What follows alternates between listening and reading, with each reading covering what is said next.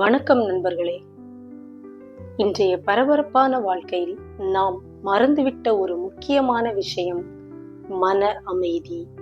இன்று உங்கள் மனதை அமைதியாக மாற்றக்கூடிய 7 வழிகளை பற்றி பார்க்கலாம். ஆழ்ந்த மூச்சு பயிற்சி.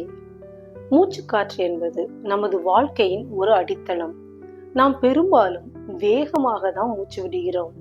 அது நமது மன அழுத்தத்தையும் உடல் சோர்வையும் அதிகரிக்கிறது. ஆழமான மூச்சு பயிற்சி அப்படிங்கிறது கண்களை மூடி மூச்சை மெதுவாக உள்ளே இழுத்து வெளியே விடுவது ஆகும். ஆழ்ந்த மூச்சு காற்று, அதாவது deep breathing. Deep breathing exercise அப்படிங்கிறது நிறைய டாக்டர் சொல்லி நீங்க கேள்விப்பட்டிருப்பீங்க. நம்ம டீப்பா பிரீத் எடுக்கிறப்ப, அதாவது ஆழமான மூச்சு காற்று எடுக்கிறப்ப நமது லங்ஸுக்குள்ள, நுரையீரலுக்குள்ள நிறைய காற்றுகள் சேர்ந்து நமது உடலையும் மனதையும் புத்துணர்வாக்கும். தேவையான காற்று லங்ஸுக்குள்ள போகல அப்படின்னா நம்ம உடம்புல கழிவுகள் நிறைய சேர ஆரம்பிக்கும். அப்ப அதெல்லாம் போக்குறதுக்காக நமக்கு தேவையான ஆக்சிஜனை கொடுக்கிற இந்த காற்றை நம்ம நிறைய உள்ளிழுக்க வேண்டியிருக்கிறது. அதை விட்டுட்டு வேகமா மூச்சு காற்றை உள்ளிழுத்து வெளியே விடுறப்ப நமக்கு தேவையான ஆக்சிஜன் பாடியில கிடைக்காது. சோ ஆழ்ந்த மூச்சு காற்று உங்கள் மனதுக்கும் உடலுக்கும் ஓர் புத்துணர்வை ஏற்படுத்தும். இயற்கையுடன் இணையுங்கள். எவ்வாறு இயற்கையுடன் இணைவது? அருகில் உள்ள பூங்காவில் நடந்து செல்லுங்கள். காலையிலோ இல்லை மாலையிலோ அருகில் உள்ள பூங்காவில் நடந்து செல்லுங்கள். அங்கே தூய காற்றுடன் ஒரு 10 நிமிடங்கள் உட்காருங்கள். கையில் எந்த ஒரு டிவைஸும், எலக்ட்ரானிக் டிவைஸும் இல்லாமல். அங்கே உள்ள மரங்கள் அசைவதை கண்டு மகிழுங்கள். அங்கே ஓடி ஆடி விளையாடும் குழந்தைகளை கண்டு மகிழுங்கள். இதன் மூலமா உங்களுக்கு ஒரு மன அமைதி கிடைக்கும். வீட்டுல ஒரு தொட்டியில உங்களுக்கு பிடிச்ச ஏதோ ஒரு செடியை நீங்க வளர்க்குறப்ப ஒவ்வொரு நாளும் அது வளர்ந்து வரும்போது உங்களுக்கு மனதில் ஒரு நிம்மதி ஏற்படும். அது மட்டும் இல்லைங்க, சாயந்தர நேரங்கள்ல உங்க வீட்டுல இருந்து நீங்க பாக்குறப்ப உங்களை நோக்கி உங்களுக்கு தெரியற மாதிரி இருக்கிற ஒரு மரத்தையோ ஒரு செடியையோ நீங்க பார்த்து தினமும் அதுல பாக்குறப்போ ஒவ்வொரு சேஞ்சஸ் நீங்க பாக்குறப்போ உங்களுக்கான ஒரு ஒரு பிடிமானம் அதுல உங்களுக்கு ஏற்படும்.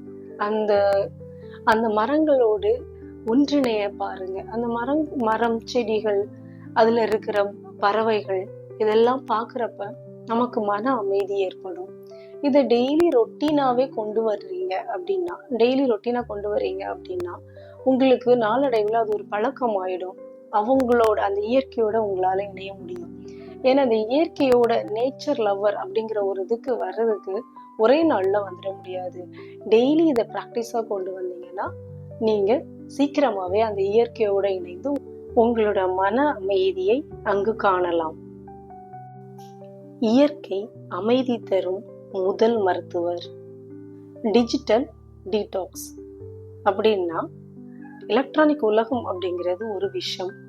அந்த விஷத்துக்கான நிவாரணம், அதுதான் டிஜிட்டல் டீடாக்ஸ் அப்படின்னு சொல்றோம். இந்த எலக்ட்ரானிக் டிவைசஸே இல்லாம எவ்வளவு நேரம் நம்மளால இருக்க முடியுது அப்படிங்கிறது தான் அந்த நிவாரணம். ஒரு ஃபோன், சோசியல் மீடியா இதெல்லாம் இல்லாம ஒரு மணி நேரம் நீங்க ஏதோ ஒண்ணு செய்யலாம். எதுவுமே இல்லாட்டி கூட சொன்ன மாதிரி ஒரு வாக்கிங் போகலாம். நீங்க அந்த வாக்கிங் போறப்ப உங்களை சுத்தி நடக்கிற விஷயங்களை பார்த்துக்கிட்டே அப்படியே நடந்து போகலாம். அதுவே உங்களுக்கான திங்கிங் கூட இம்ப்ரூவ் பண்ணும். அந்த டேல நீங்க என்ன பண்ணிருக்கிறீங்க, இந்த குழந்தைங்க விளையாடுறது, உங்களோட ஓல்டு மெமரிஸ் இதெல்லாமே உங்களுக்கு ஞாபகங்களுக்கு வரும். அந்த சோசியல் மீடியாவை விட்டு நீங்க வெளியே வர்றீங்க, ஒரு மணி நேரம் நீங்க வெளியே வர்றீங்க அப்படின்னாலே அதுவே உங்களுக்கு ஒரு பெரிய மன அழுத்தத்தை குறைக்கும். ஏன்னா அந்த சோசியல் மீடியா இல்லாத நேரங்கள்ல நம்மளை சுத்தி இருக்கிறவங்களோட நம்ம நிறைய டைம் ஸ்பெண்ட் பண்ணுவோம். அந்த டைம் ஒரு வேல்யூபிள் டைமா இருக்கும். இந்த ஃபோன், சோசியல் மீடியா இது எல்லாமே ஒரு பகல் கனவு மாதிரி தான். நம்ம அதுல பாக்குறது எல்லாத்தையுமே ஒரு பகல் கனவா கண்டுட்டு போயிட்டே இருக்கின்றோம். அப்ப அதை விட்டுட்டு நீங்க பாக்குற இந்த உலகம் உங்களுக்கான நிஜ கனவுகளையே உங்களுக்கு கொண்டு வரும். நீங்க பார்த்துட்டு போற ஏதோ ஒரு விஷயம் உங்களுக்கு ஒரு திங்கிங்கை கிரியேட் பண்ணி நிறைய இனோவேஷன்ஸ் எல்லாமே இந்த மாதிரி உருவாகிற ஒரு விஷயங்கள் தான். சிந்தனைகளை எழுதுதல். அதாவது உங்களோட மனசுல என்ன இருக்குது அப்படிங்கிறத ஒரு நோட்ல எழுதுங்க. எழுத்து நம்மை ஒளிர வைக்கும் ஓர் வெளிச்சம். டெய்லி நைட்டு தூங்குறதுக்கு முன்னாடி அந்த நாள்ல என்ன நடந்தது, யாருக்கு நீங்க நன்றி சொல்லணும்னு நினைக்கிறீங்க, யாருக்கு சாரி சொல்லணும்னு நினைக்கிறீங்க அப்படிங்கிற விஷயத்த அந்த டைரியில எழுதிக்கிட்டே வாங்க. இந்த விஷயங்கள்லாம் எனக்கு ரொம்ப சந்தோஷமா இருந்தது, இந்த விஷயங்கள்லாம் எனக்கு மனசுக்கு கஷ்டமா இருந்தது, இதை நான் நாளைக்கு செய்யக்கூடாது அப்படிங்கிற ஒரு தெளிவான ஒரு முடிவு உங்களுக்கு கிடைக்கும். அந்த டைரி எழுதுறப்ப மனதும் ரொம்ப ரிலாக்ஸ்டா இருக்கும். ஏன்னா நம்ம சாரி கேட்கணும்னு நினைப்போம், ஆனா நேர்ல போயிட்டு கேட்கறதுக்கு மனசு வராது. அந்த மாதிரியான நேரங்கள்ல நம்ம டைரியில எழுதுறப்பவே நமக்கு ஒரு சாட்டிஸ்ஃபேக்ஷன் கிடைக்கும். ஓகே, நான் சாரி சொல்லிட்டேன் அப்படிங்கிற ஒரு சின்ன ஆறுதல் கிடைக்கும். அதனால உங்களுக்கு ஒரு ரிலீஃப் கிடைக்கும். ஸோ உங்களோட மன அமைதியை நிலைநாட்ட நீங்க இந்த மாதிரியான வழிகளையும் ஃபாலோ பண்ணலாம். மன அமைதி இல்லாத வாழ்க்கை வெற்றியோடு முடியாது. நன்றி சொல்லும் பழக்கத்தை அதிகப்படுத்திக் கொள்ளுங்கள். நீங்கள் பெற்ற நன்மைகளை எண்ணி பாருங்கள். அந்த நாள் முழுவதும் நீங்கள் செய்த நன்மைகளையும் எண்ணி பாருங்கள். அதை ஒரு புத்தகத்தில் எழுதுங்கள். அவர் எழுதும் போது நீங்க செய்த நன்மைகள் மீண்டும் செய்ய உங்களுக்கு தூண்டும். அவ்வாறு செய்த நன்மைகளை எண்ணி நான் இன்னும் நன்மைகள் செய்ய வேண்டும் அப்படிங்கிற ஒரு பூஸ்டர் உங்களுக்குள்ளேயே வரும்.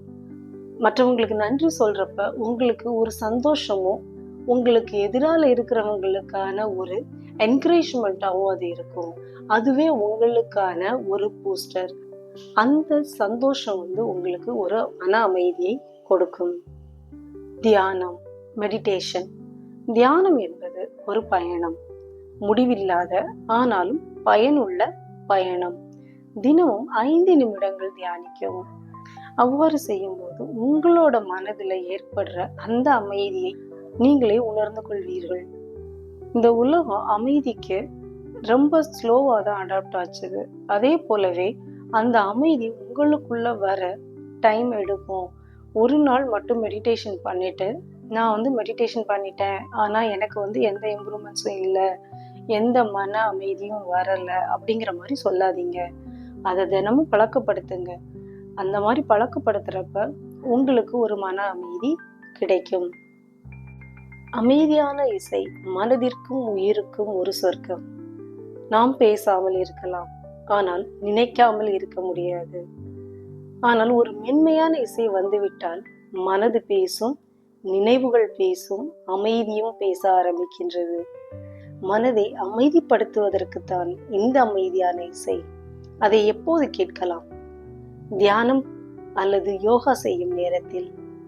நீங்கள் வேலை செய்யும் போது ஒரு மியூசிக்கை, உங்களுக்கு ரொம்ப பிடிச்ச மியூசிக்கை ப்ளே பண்ணிட்டு நீங்க அந்த வேலைகளை செய்கிறப்ப அந்த வேலைகளும் உங்களுக்கு ரொம்ப பிடிக்க ஆரம்பிச்சிடும். அந்த வேலைகளும் பிடிக்கும், உங்களோட மனதும் அமைதியாக இருக்கும். ஒரு புத்தகம் படிக்கும்போது கூட நீங்க ஒரு மெலடியான மியூசிக் போட்டு விட்டுக்கிட்டே கேட்கலாம். ஆனால் ஸ்கூல் புக்ஸோ இல்லை எக்ஸாம் புக்ஸோ படிச்சுட்டு இருக்கிறப்ப மியூசிக் ப்ளே பண்ணாதீங்க. மனதின் தடுமாற்றங்களை அழிக்கும் அளவிற்கு இந்த இசை சக்தி வாய்ந்தது. நம் மன தடுமாற்றங்களுக்கு இது ஒரு மருத்துவர். இந்த 7 வழிகளையும் நீங்க ஈஸியாவே பின்பற்றலாம். காலையில எழுந்திருச்சு பார்க்குக்கு போறப்பவே ஒரு வாக்கிங் போகலாம். அங்கேயே நீங்க மூச்சு பயிற்சியும் செய்யலாம். அந்த மாதிரி செய்யறப்ப உங்களோட மனது அமைதியாகும். இதெல்லாமே ரொட்டீனா ஆக்குறப்ப உங்களுக்கு ஒரு ஃபியூ டேஸ்லயே, ஒரு 4-5 டேஸ்லயே அது உங்களுக்கு பழகிடும். அப்படி பழகுறப்பவே நீங்க உங்களுக்குள்ள ஒரு மன நிம்மதியும் ஒரு திங்கிங்கும் உங்களுக்கு அதிகமாகும். நல்ல தூக்கம் நல்லா வரும். இதெல்லாம் ரொட்டீனா பழகி பாருங்க. அந்த மாற்றங்கள் எல்லாமே உங்களால அறியப்படும் ஒரு வாரத்துக்கு அப்புறமா. ஸோ இந்த 7 வழிகளை பின்பற்றி மன அமைதியோடு நிம்மதியான வாழ்க்கையை பெறுங்கள். மன அமைதி அப்படிங்கிறது வெளியே தேட வேண்டிய ஒரு விஷயம் அல்ல, அது உங்களுக்குள்ளேயே இருக்கிறது. அந்த அமைதியை நாடும் இந்த பயணத்தில் இந்த 7 வழிகள் உங்களுக்கு ஒளி வீசட்டும். இந்த வீடியோ உங்களுக்கு பிடிச்சிருந்தா லைக் அண்ட் சப்ஸ்கிரைப் பண்ணுங்க. மேலும் பல வீடியோக்களுக்கு